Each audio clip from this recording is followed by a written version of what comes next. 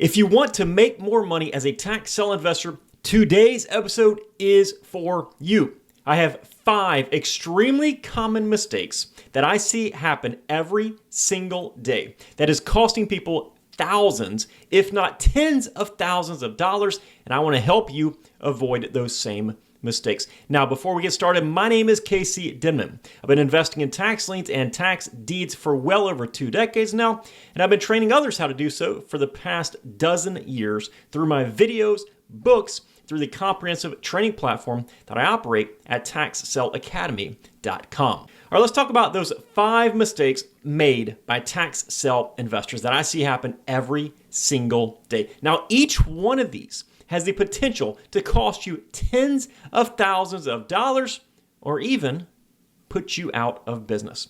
And here's the crazy thing. These are all so very, very common. And I'll be honest, I've done every single one of these at some point in my career. And I see others make these same mistakes time and time again. That's the exact reason I'm recording this episode for you right now. I want to teach you how to avoid these same mistakes. So let's talk about these common mistakes that'll cost you big time. The first one that I routinely see is what I refer to as surface level research. And this is the one thing that causes investors to lose the most amount of money. It's also the one thing that is so dang easy to do. It is so easy to skim over some research, maybe just take 5 or 10 seconds to look at a photo and say, yep, that's the property that I want to buy.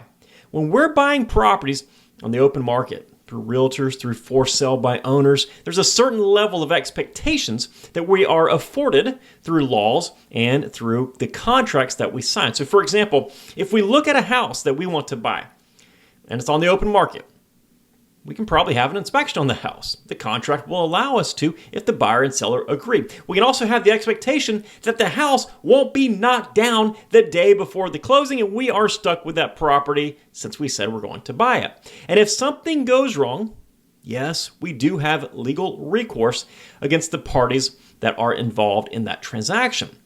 But with tax sales, it's a one-man operation or a one-woman operation.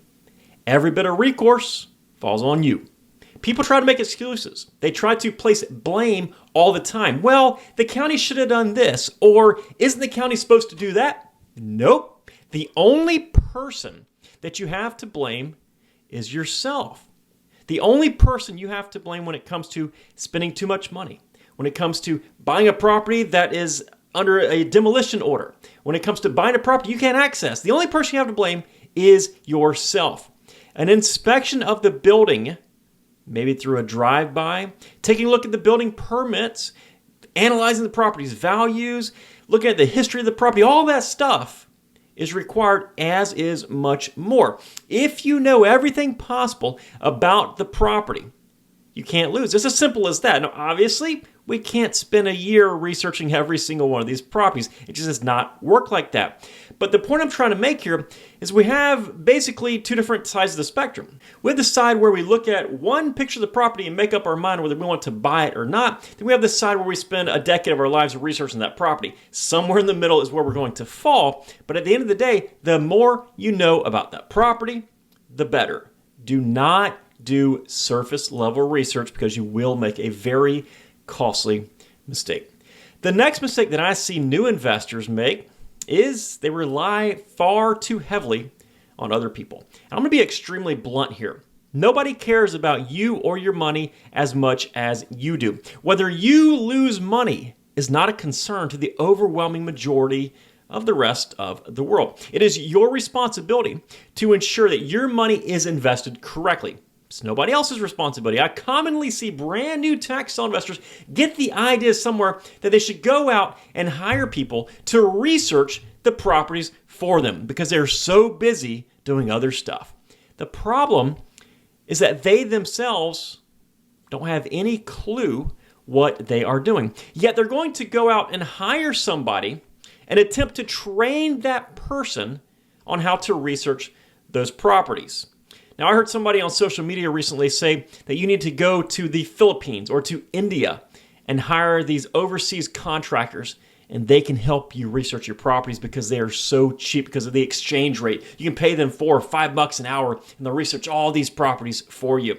Yeah, it sounds like a great idea. And listen, I have a lot of respect for those countries, but to think that I'm going to trust anyone from those countries, my country, or anybody else in the world with my money and the investment decisions that I'm going to make is ludicrous.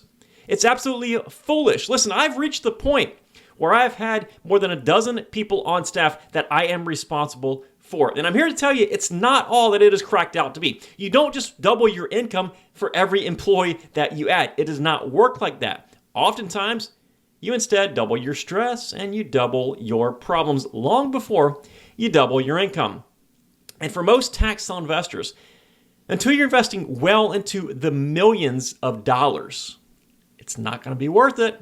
And when you are investing into the millions of dollars, you don't need to go hire some sort of overseas VA or contractors to do the work for you. You need to get somebody that's qualified. I can guarantee you the REITs that you are competing with at times for some of these tax liens, they don't have these $5 an hour overseas researchers telling them where they should invest their money. Most REIT analysts are making at least 6 figures a year. So until you can afford somebody that is truly qualified, you don't need to go out there and hire a whole bunch of people. The answer for most new investors is not simply to add more warm bodies to their expense report. Instead, it's actually learning what you are doing. Learn how to be efficient, how to research better, how to get this, become a better investor. And you don't do that by simply adding employees. Learning how to be efficient, how to research better, all these things we teach inside the Tax Sale Academy. There's ways to do it without relying on other people because, again, it is your money. It is most important to you. You must become the investor required to grow that money safely and to grow that money exponentially over time. Stop counting on others to do it for you because it's not going to happen. The next one I see is tunnel vision. I've seen this happen many, many, many times. This is where you get so caught up in whatever it is that you are researching, where you get such tunnel vision on what you are researching that you basically ignore all rhyme and reason as to why you should not be on that path. Let me give an example here. And I've got about 3 dozen exactly like this one that I've heard over the years. So let's say you've gone to an auction or two and you haven't had a whole lot of success. You're getting impatient. So you begin researching your next tax sale list with your impatience kind of in the back of your mind. And then suddenly, bam, you think you have found the holy grail to tax sale investing. You found the only vacant lot left in a subdivision full of multi-million-dollar mansions. The property itself must be worth $200,000 or $300,000, and the opening bid is, get this, only $425. You're going to make so much money. You begin contemplating how you're going to sell that property. Maybe you'll find it a local custom builder that's going to buy it from you. Maybe you just hold that property, put it on the market, and hold out for top dollar because people want to move into that subdivision. Or maybe you keep it for long-term investment as the value of that property continues to rise over time. You have finally made your first big hit as a tax sale investor. But have you really? When you look into it a little bit deeper, when you ask somebody about it, when you come out of that tunnel that you've put yourself in, thinking the property was perfect, you've realized that the county has assessed the property at $100. You've also realized that the property is, in fact, the last remaining lot in the subdivision, which kind of seems odd now that you start thinking about it. You've also realized that the land use code for this property is different than everything else around it. You've realized that nobody has ever owned this property other than the original developer, and he's had that property for the past 10, 15 years, ever since the property was originally subdivided. You also realize that you forgot to review the aerial photos or the Google Street View images, and you certainly didn't do the drive-by you were supposed to do. You've realized finally that, well, the property is nothing more than the neighborhood water retention pond. Again, this is a true story I have heard dozens of times. People have had left comments. People have emailed about situations like this. People have asked my opinion. They think this is the perfect investment. Give me your opinion. Listen, I don't research properties for other people, but I can usually take one look at an aerial and say, hey, that is the water retention pond for the neighborhood. Putting yourself into such tunnel vision where you don't see the obvious signs is a massive mistake. I see time and time again that is going to cost you a lot of money. Do not allow yourself to get tunnel vision. Research properties holistically. Don't just look at one single picture, one single assessor's report, one single piece of data and say, yep, that's what I should buy. Instead, take all this information that we research, that we teach you how to research, and then make your determination as to whether you should buy the property or not. Do not allow yourself to get tunnel vision where you're so focused you have to buy something only to realize you shouldn't have purchased that property. The next mistake that I see is the inability to adapt. And this one can be a big range on how we can apply it to tax sale investors. But usually what happens is people get into this business with some sort of preconceived notions about how their business should operate, about how they should make money. Maybe they saw some guru's advertisement online. Maybe their buddy did it one time a couple of years ago. Perhaps it's something they saw on a late night infomercial on TV. Maybe it's what they've learned from their parents, from their family members, or somebody else. And then it doesn't work exactly like you thought it was supposed to work. But you keep trying to do the same thing over and over and over again because that's the way you think it's supposed to be. And you do it over and over again, and you expect different results, which, by the way, they say is the definition of insanity. They go to the same auction over and over. They try to buy the same type of property over and over. They continually do the same thing, but they don't get anywhere except for to being frustrated. My suggestion here is to try to make something work. Yes, be persistent. Don't give up. But don't keep trying to force a square peg into a round hole. Instead, when something is no longer working, or when something does not work in the first place, pivot. Learn to pivot. Make changes. Switch from thinking that you will only invest in single-family homes to perhaps vacant lots.